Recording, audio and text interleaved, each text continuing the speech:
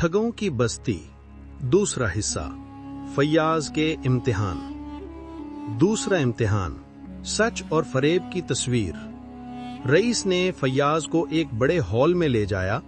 दीवारों पर खूबसूरत तस्वीरें आविज़ां थीं, कुछ में नेकी के मनाजिर, कुछ में जुल्म के। रईस ने कहा, इनमें से एक तस्वीर सच है, बाकी सब फरेब। अगर तुमने सच्ची तस्वीर पहचान ली तो तुम दूसरा इम्तिहान जीत जाओगे। फैयाज ने हर तस्वीर को गौर से देखा। किसी में एक फकीर को सोना बांटते दिखाया गया था, किसी में बादशाह अवाम को इंसाफ देता हुआ नजर आ रहा था, और एक में एक औरत पानी का घड़ा लेकर जा रही थी। पस मंजर में सूरज डूब रहा था।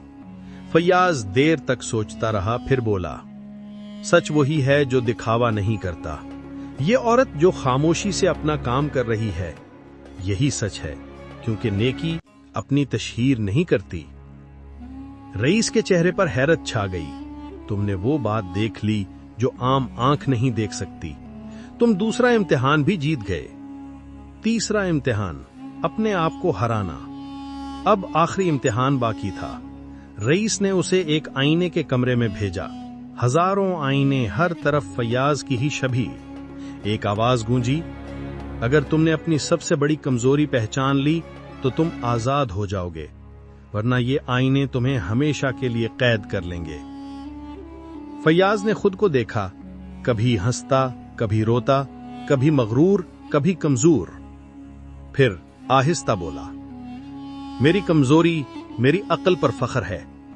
मैं भूल गया कि सच कभी सिर्फ अक्ल से नहीं मिलता, दिल की रोशनी भी जरूरी है। ये कहते ही आईने टूटने लगे, जैसे बस्ती का जादू बिखर गया हो। रईस नमूदार हुआ, मगर अब उसके चेहरे पर धोखे की जगह नरमी थी। उसने कहा, तुम जीत गए फैयाज। ये बस्ती एक आजमाइश थी। हम चाहते थे देखें क्या कोई इंसान अपनी अक्ल से ज्यादा अपने दिल पर भरोसा कर सकता है। तुमने ये राज पा लिया। वापसी। जब फैयाज बस्ती से निकला, सूरज तलू हो रहा था, परिंदे गुनगुना रहे थे। रास्ता वही था, मगर दिल बदला हुआ था। अब उसे मालूम हो चुका था कि चालाकी वक्ती जीत देती है, मगर अक्ल और सच्चाई हमेशा के फाते रहते हैं। वो अपने गांव लौटा। लोगों ने पूछा, क्या तुम ठगों की बस्ती को हरा आए? फैयाज मुस्कुराया, नहीं, मैंने खुद को पहचान लिया, और यही सबसे बड़ी जीत है। सबक, दुनिया के सब धोखे अक्ल से नहीं, नीयत से पहचाने जाते हैं। जो दिल का सच्चा हो, वो कभी फरेब में नहीं हारता।